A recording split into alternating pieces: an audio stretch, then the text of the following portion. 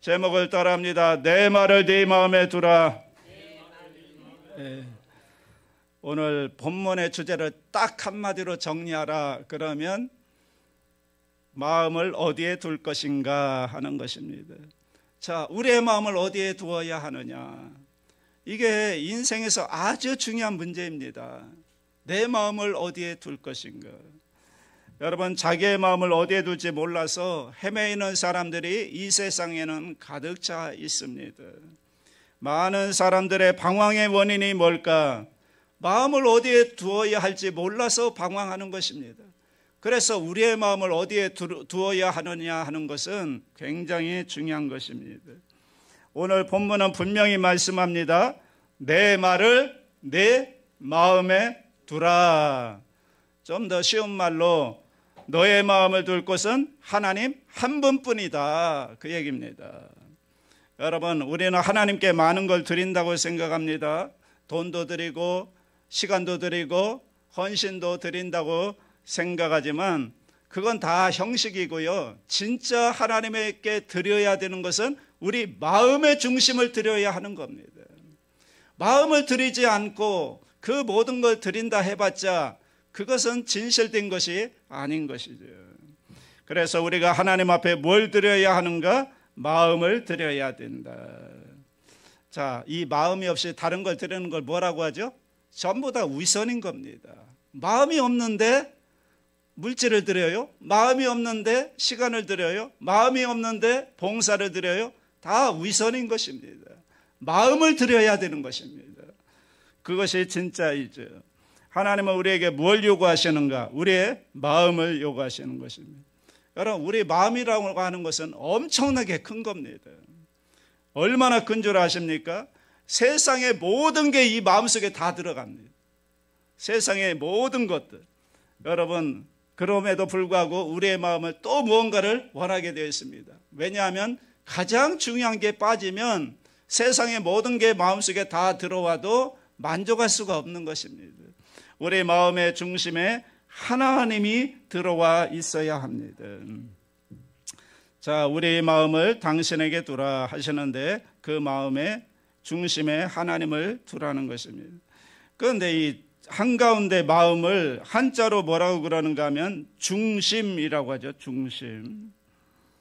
하나님은 우리에게 뭘 요구하시는가? 중심을 요구하신다. 변두리를 요구하는 게 아닙니다. 중심을 요구하는 겁니다. 자, 하나님을 믿는 사람 가운데 하나님을 가치 있게 생각하지 않는 사람이 어디 있겠습니까? 조금씩은 다 가치 있게 생각을 합니다. 그런데 중심이 어디에 있느냐? 이게 중요한 것이죠. 자, 내 마음을 중심을 하나님께 드리겠습니다 라고 선언하고 그걸 지켜가는 게 충성입니다. 충성. 충성이라는 단어를 한자로 한번 생각해 보시기 바랍니다.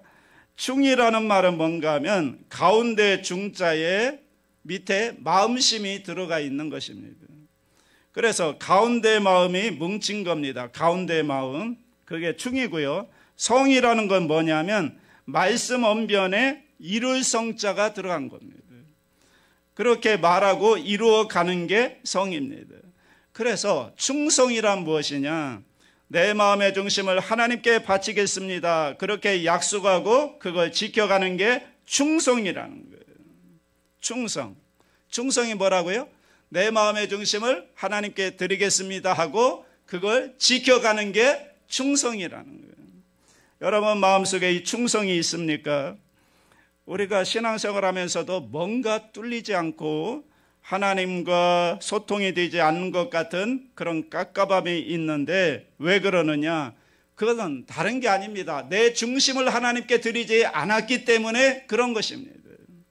여러분, 마음을 하나님께 중심을 드리면요, 하나님과 통하게 되어 있습니다. 그래서 마음의 갑갑함이 없어지는 겁니다.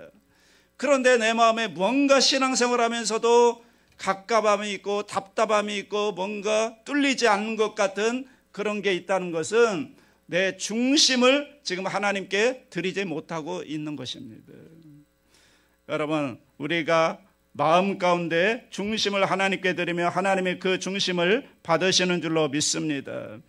그때부터 하나님의 음성이 들려오고 하나님의 은혜가 임하고 하나님의 감동이 밀려오는 것입니다. 하나님, 제 마음의 중심을 하나님께 드리겠습니다. 이런 고백이 지혜이고 그것을 지켜가는 것이 충성이라는 것을 잊지 마시기 바랍니다. 자, 그럼 이런 질문을 하겠죠. 하나님은 왜 우리에게 충성을 요구하시는가? 하나님이 우리에게 충성을 요구하는 이유는 우리가 충성스럽게 될 때 우리의 마음이 제자리를 잡기 때문에 그렇다는 것이죠. 여러분, 모든 것은 중심이 제자리에 딱 잡으면 남은 것들은 저절로 다 자리가 잡히게 되어 있습니다. 그런데 이 중심이 잡혀 있지 않으면 모든 게 다 흐트러지는 것이죠. 그래서 우리 가치관도 마찬가지입니다. 우리 마음속에 이 세상에 정말 수많은 가치들이 마음속에 들어오는데 그런 것들을 중심에 두면 안 되고요. 우리 중심을 하나님 앞에 딱 갖다 놓으면 나머지 모든 세상의 가치관들이 다 제자리를 찾게 되어 있습니다. 그래서 이 중심을 잡는 게 굉장히 중요합니다. 상대적으로 가치가 다 다를 수 있죠. 어떤 사람은 가족을 최고의 가치로 여기고 어떤 사람은 돈을 최고의 가치로 여기고 어떤 사람에게는 사업이 최고의 가치가 될 수가 있겠죠. 사람마다 조금씩 가치가 다 위치가 다른데 그런데 그 중심에 들어갈 가치는 하나밖에 없다는 거예요. 우리 마음의 중심에 들어갈 가치는 그런 것들이 아니라 하나님이 딱 들어가 있어야 되는 거예요. 하나님이 딱 들어가 있으면 돈도 그렇고 뭐 가족도 그렇고 그 모든 게 제자리를 찾게 되어 있습니다. 여러분, 이 하나님 자신 외에 다른 가치가 중심을 차지하면 그것을 성경은 뭐라고 부르느냐? 우상이라고 부르는 거예요. 하나님 외에 다른 것들이 중심에 자리 잡고 있으면 안 되는 겁니다. 그건 우상인 겁니다. 그래서 돈도 중요하고 사람도 중요하고 가정도 건강도 다 중요하지만 하나님이 내 중심에 딱 세팅이 되어버리면 나머지 것들은 다 제자리를 찾게 되어 있습니다. 그래서 오늘 본문은 말합니다. 내 중심을 내놓으라는 것입니다. 자, 그렇다면 내 마음의 중심에 하나님이 계신지 안 계신지 알 수 있을까요? 보이지 않는데 하나님이 내 중심에 계신지 안 계신지 어떻게 알 수 있을까? 두 가지로 알 수 있습니다. 첫째, 말이 달라지게 되어 있습니다. 내 중심을 하나님께 둔 사람의 말이 바뀌게 되어 있습니다. 하나님을 향하여 고백하는 그 고백이 진실된 고백을 할 수가 있게 되는 거죠. 하나님, 이미 제 마음은 하나님께 드렸습니다. 그러므로 내 마음속에 다른 것이 들어올 수 없습니다. 이미 주께서 내 마음을 점령하셨기에 다른 모든 것은 부수적이 될 수밖에 없습니다. 여러분, 이런 고백이 나와야 될 줄 믿습니다. 내 중심이 하나님이 딱 자리 잡으면 이런 고백이 저절로 나올 수밖에 없습니다. 이 세상에 이렇게 많은 사건이 있고 우리의 삶에 복잡한 이유가 다 뭐냐? 중심에 두지 말아야 할 것을 중심에 두었기 때문에 문제가 발생한 것입니다. 우리의 중심에 하나님이 딱 중심을 차지하고 있으면 문제될 게 없는 겁니다. 다 제자리로 돌아가게 되어 있습니다. 두 번째, 내 중심을 하나님께 드린 사람은 내 안에 왕이 계신다는 것을 스스로 느끼게 됩니다. 여러분, 질문하겠습니다. 스스로 솔직히 대답해 보시기 바랍니다. 내 안에 주님이 계십니까? 나에게 보이지 않는 왕이 계십니까? 여러분이 가장 기쁘고 즐거운 일이 있을 때 그분에게 제일 먼저 말씀드리고 싶은 그런 왕이 계십니까?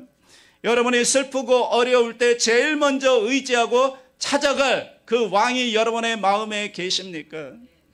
여러분, 거친 세상을 살아가면서도 내 앞길에 대해서 두려워하지 않고 당당하게 꿈을 가지고 희망을 가지고 앞으로 걸어갈 수 있는 그런 의지할 수 있는 왕이 계십니까?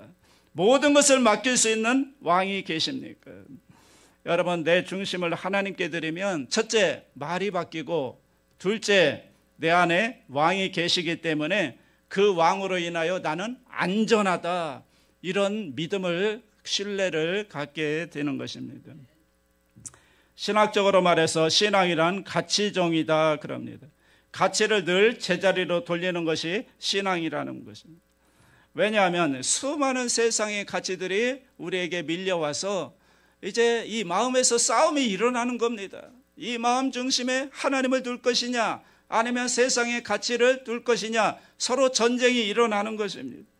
그래서 하나님을 중심을 가치로 두고 내 중심에 오려고 하는 다른 모든 가치는 너는 아니야 하고 그것들을 밀어내고 가치 정의의 작업이 신앙생활이라는 거죠. 그래서 우리가 튜닝이라는 말을 쓰는데, 여러분 운전할 때 보면 가만히 있으면 차가 똑바로 안 갑니다. 삐뚤어 갑니다. 그래서 늘 운전대를 잡으면서 가치를 잡아가는, 중심을 잡아가는 겁니다. 이게 가치 정의, 튜닝하는 겁니다. 우리 삶도 마찬가지라는 거죠. 날마다 튜닝을 해야 되죠. 그래서 하나님을 중심에 두는 작업이 바로 신앙생활이다.